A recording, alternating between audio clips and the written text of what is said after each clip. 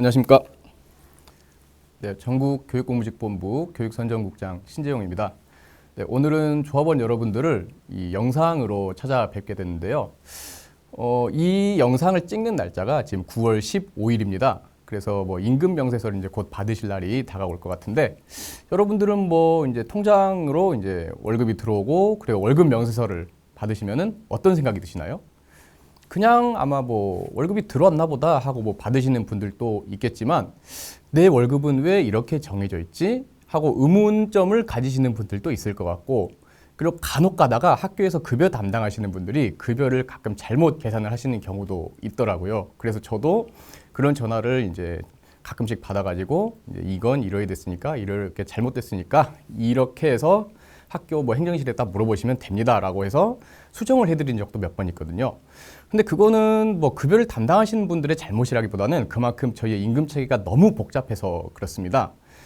예를 들자면은 잘 아시다시피 크게는 저희는 일단은 1유형, 2유형이라는 임금 체계가 있고, 그리고 뭐 여기에 포함되지 않는 분들도 많잖아요. 뭐 강사 직군이라던가 뭐 청소미화나 당직 같은 특수 운영 직군, 그리고 1유형 초과돼서 임금을 받으시는 분들도 있고, 그 외에 뭐 단시간 분들도 많고, 이런 식으로 정말 천차만별로 다양한 임금 체계가 있기 때문에 임금 계산이나 이런 임금 급여를 담당하시는 분들도 되게 좀 복잡하고 힘들어 하시는 것 같더라고요. 그런 분들도 이제 뭔가 복잡하다고 여기시는데, 일반 조합원 분들은 더욱더 이거를 뭐 힘들고 어렵게 생각하실 거라고 생각을 합니다. 그래서 여기 계신 분들이 이제 일을 하면서 임금이나 이런 것들에 관해서 필수적으로 알아야 할 항목들을 제가 오늘 여러분들과 함께 교육을 해보려고 합니다. 뭐 전국교육공무직본부 신입조합원 교육이라고 돼 있지만, 신입조합원뿐만 아니라 그냥 평상시에 일하시는 분들, 기존에 계셨던 조합원들, 그리고 간부님들도 이 영상을 보고 들으시면은 되게 이해가 더 많이 되시는 부분이 있을 거라고 생각을 합니다. 그래서 첫 번째 시간으로 소정근로시간이라는 거에 대해서 살펴보겠습니다. 소정근로시간이라 하면은 이야기는 많이 들어보셨죠? 일단 소정근로시간의 정의에 대해서 먼저 말씀을 드리겠습니다.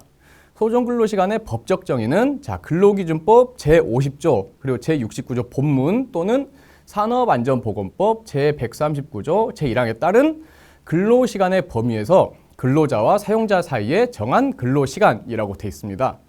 문장이 좀 긴데 이렇게 알아두시면 좋습니다. 사용자와 노동자 사이에 일하기로 정해놓은 시간이라고 보시면 되는데요. 뭐 근로시간이라는 개념은 잘 아실 거라고 생각을 합니다. 내가 일하는 시간이죠. 그런데 소정이라는 말이 뭘까요? 소정이 말하는 의미는 뭐 사람 이름일까요? 아니죠. 아마 이 영상을 보시는 분 중에서도 소정이라는 이름을 가지신 분도 있을 것 같은데, 소정이라는 말의 의미는 정해진 바. 예를 들자면은 뭐 어떤 거에 뭐 응모를 했는데 당첨이 되신 분들을 대상으로 뭐 당첨되신 분들께는 소정의 상품을 드립니다. 미리 정해져 있는 상품을 준다는 거죠. 이것도 마찬가지예요. 소정 근로시간은 미리 정해놓은 근로시간이라는 의미입니다. 누구랑? 사용자와 노동자, 즉 뭐 사장님, 저희로 말하자면은 이제 교육감님 되겠죠. 교육감, 교육청과 노동자인 내가 미리 정해놓은 하루 또는 주 또는 월 단위의 노동시간을 말을 하는 거예요. 이거는 이제 저희 근로계약서 쓸 때 아마 보실 것 같은데, 그래서 이 소정근로시간에는 뭐가 있냐? 하루에 그 소정근로시간을 정해놓은 일소정근로시간, 그리고 일소정근로시간을 통해서 저희는 주소정근로시간, 일주일 동안의 소정근로시간도 구할 수 있고, 그리고 월 소정근로시간, 한 달에 우리의 소정근로시간은 몇 시간인가, 이것도 구할 수 있습니다. 그래서 하나씩 살펴보도록 하겠습니다. 그런데 소정근로시간을 살펴보기 전에 구분을 해야 될 게 있거든요. 저희가 소정근로시간 말고 법정근로시간이라는 개념이 있습니다. 이거는 뭐냐면은 말 그대로 법으로 정해놓은 나의 노동시간이라는 의미예요. 첫 번째, 일 8시간 주 40시간이라는 말이 있죠. 저거는 저희 근로기준법 제50조에 일하는 사람, 근로기준법상 근로자는 하루 8시간 그리고 주 40시간을 노동시간으로 한다라고 이렇게 나와 있습니다. 저게 이제 법정 근로시간 첫 번째고요. 그런데 이거는 성인들은 그럴 수 있는데 성인이 되지 않았는데도 일을 하는 경우가 있겠죠. 뭐 청소년 같은. 그래서 15세 이상 18세 미만의 청소년들은 근로기준법 제69조에는 이렇게 하루 7시간 그리고 주 35시간 일을 할 수 있다라고 해서 청소년들의 법정 근로시간도 정해놓고 있습니다. 그리고 세 번째는 유해 위험 작업을 하는 사람들은 아까 앞선 그 슬라이드에 있었죠. 산업안전보건법 제139조에 따라서 하루 6시간, 주 34시간 이내에서만 일을 해야 돼요. 이게 법정 근로시간입니다. 참고로 말씀드리자면은 이 유해 위험 작업을 하시는 분들은 예를 들자면 잠수 작업을 하시거나 기압이 높아지겠죠. 그러니까 위험하겠죠. 그리고 아니면은 갱도에서 일을 하시는 분들, 이런 분들을 생각하시면 될 것 같습니다. 그러면 소정 근로시간은 어떻게 계산할까요? 해서 첫 번째 제가 일 소정 근로시간 이야기를 드리려고 합니다. 우리의 일 소정 근로시간은 최대 8시간이죠. 아까 말씀드린 것처럼 법정 근로시간 이내에서 소정 근로시간이 정해지기 때문에 우리는 우리의 일 소정 근로시간은 최대 8시간이 됩니다. 하루 8시간. 그런데 엄밀히 말을 하자면은 저희는 8시간 일을 하긴 하는데 휴게 시간 30분을 포함한 8시간을 근무를 하죠. 그래서 예를 들자면은 8시 반에 출근을 해서 4시 반에 퇴근하는 경우가 있는데 이것도 엄밀히 따지자면은 저희는 7.5시간을 일을 하는 단시간 노동자여야 돼요. 그런데 각 지역별 단체 협약이나 취업 규칙 이런 데 보면은 휴게 시간을 포함해서 8시간 일을 하는 노동자들은 단시간 노동자로 보지 않는다. 즉 전일제 노동자로 간주를 한다라고 해서 저희의 일 소정 근로 시간은 8시간으로 간주가 됩니다. 그런데 반대로 예를 들자면 11시에 출근해서 오후 5시에 퇴근하시는 분들도 있을 거고 이런 분들은 이제 소정 근로 시간이 예를 들면 8시간이 아니라 6시간이 되겠죠. 그래서 전일제 노동자면은 소정 근로 시간이 8시간이 되고 그 외에 8시간이 아닌 그보다 더 짧은 시간을 일을 하시는 분들은 이제 그만큼이 하루 일 소정 근로 시간이 된다고 보시면 되겠습니다. 그럼 이제 일 소정 근로 시간을 알았으면은 이 일 소정 근로 시간을 근거로 해서 주 소정 근로 시간을 구할 수 있는데요. 주 소정 근로 시간은 일 소정 근로 시간에 6을 곱하면 됩니다.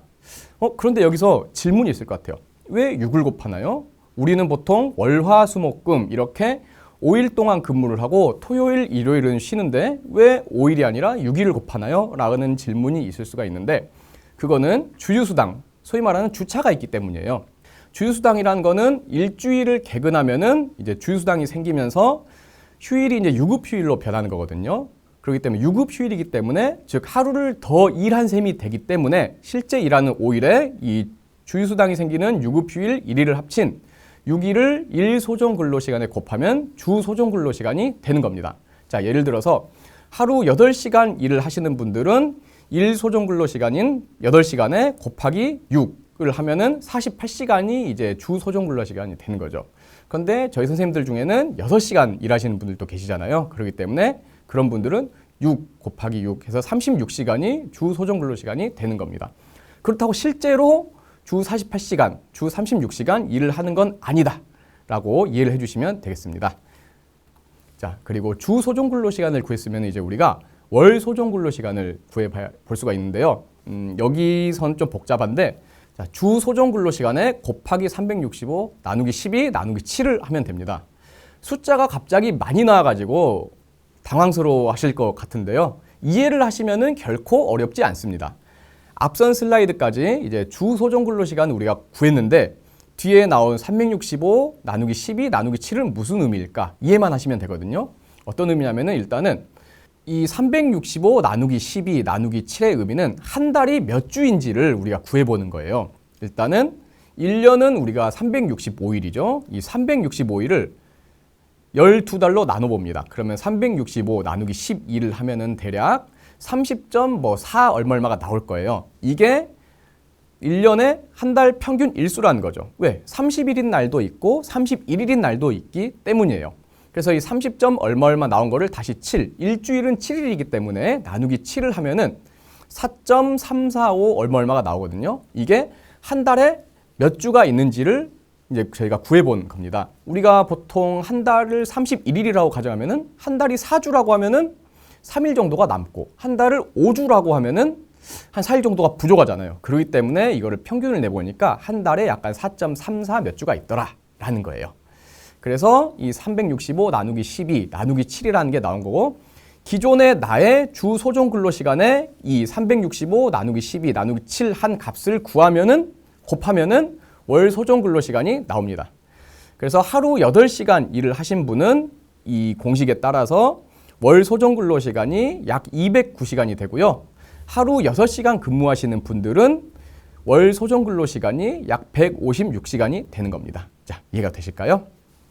네, 소정 근로 시간에 대해서는 여기까지 알아봤고요. 네, 다음 시간에는 이제 평균 임금, 통상 임금, 연차 휴가 등등에 대해서 더 알아보도록 하겠습니다. 감사합니다.